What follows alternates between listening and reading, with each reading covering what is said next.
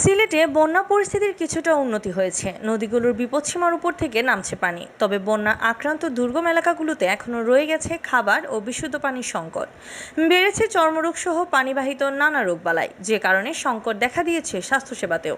এদিকে সরকারি হিসেবে সিলেটে নতুন করে আরও ত্রাণ বরাদ্দ দেওয়া হয়েছে। বন্যা দুর্গতদের মাঝে ত্রাণ সামগ্রী বিতরণ অব্যাহত রেখেছে বিভিন্ন সংগঠন। বন্যা পরিস্থিতির কিছুটা উন্নতি হলেও মানুষের ভোগান্তির শেষ হচ্ছে না। বন্যায় ক্ষতিগ্রস্ত ঘরবাড়ি নিয়ে মানুষ এখন সমস্যার মুখে। বিশেষ করে নিম্ন আয়ের লোকজনের মাথা গোঁজার ঠাঁই মিলছে না। বন্যা কবলিত এলাকা থেকে পানি নামার সাথে সাথে মানুষের দুর্ভোগ বাড়ছে। রাস্তায় কচুরিপানা ও ময়লা আবর্জনা জমে দুর্গন্ধ সৃষ্টি হয়েছে। এসব রাস্তায় চলাফেরা করায় অনেকের চর্মরোগ সহ পানিবাহিত নানা রোগবালায় আক্রান্ত হচ্ছেন। সরকারি ও বেসরকারি উদ্যোগে পরিচালিত বিভিন্ন মেডিকেল ক্যাম্পে চিকিৎসা নিতে আসছেন মানুষ। বন্যার্তদের চিকিৎসা সেবায় জেলা প্রশাসনের পক্ষ থেকে 140টি মেডিকেল টিম থাকলেও তাদের কাছে পর্যাপ্ত পরিমাণ ঔষধ নেই বলে জানা যায়। ভয়াবহ বন্যায় সড়ক ও গ্রামীণ রাস্তা ভেঙে যাওয়ায় চরমভাবে বিপর্যস্ত হয়ে পড়েছে যোগাযোগ ব্যবস্থা, যে কারণে বানভাসীদের কাছে ত্রাণসহ নানা উপকরণ পাঠাতেও বেগ পেতে হচ্ছে সংশ্লিষ্টদের।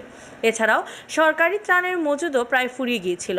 জেলায় সরকারিভাবে বরাদ্দকৃত প্রায় সকল ত্রাণের মজুদ শেষ হয়ে যাওয়ায় গতকাল সোমবার নতুন করে আরও বরাদ্দ দিয়ে দুর্যোগ ব্যবস্থাপনা ও ত্রাণ মন্ত্রণালয়। জেলা প্রশাসনের দেওয়া তথ্য মতে 200 মেট্রিক টন চাল, নগদ 50 লাখ টাকা, শুকনো খাবার 7,000 প্যাকেট, শিশু খাদ্যের জন্য 10 লাখ ও গো খাদ্যের জন্য 10 লাখ টাকা নতুন করে বরাদ্দ পাওয়া গেছে।